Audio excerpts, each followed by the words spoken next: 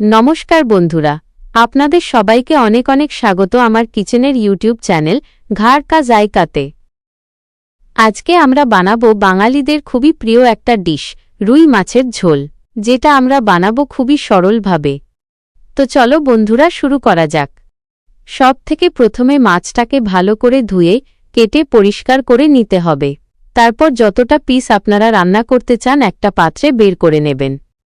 তারপর মাছে নুন, হলুদ আর কিছুটা লাল লঙ্কা মাখিয়ে সর্ষের তেলে ভাজতে হবে, উল্টে পাল্টে।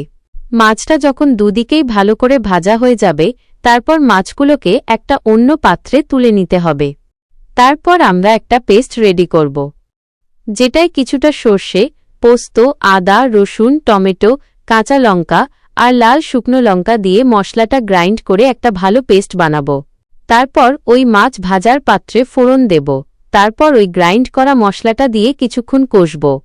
আবারও ওপর থেকে কিছু মশলা দেব, যেমন নুন, হলুদ, চিনি, লাল লঙ্কা, গরম মশলা আর জিরে গুঁড়ো। মশলাটা ভালো করে কষাতে হবে। কষে গেলে এক এক করে তুলে রাখা মাছ ভাজাগুলো দিয়ে দেব। তারপর কিছুটা তেঁতুল জল, কাঁচা লঙ্কা, ধনে পাতা দিয়ে 5 মিনিট মতো ঢেকে রাখব। তারপর দেখবেন গরম গরম মাছের ঝোল রেডি, গরম গরম ভাতের সাথেই খাওয়ার জন্য। আপনাদের এই রেসিপিটা কেমন লাগলো নিশ্চয়ই জানাবেন।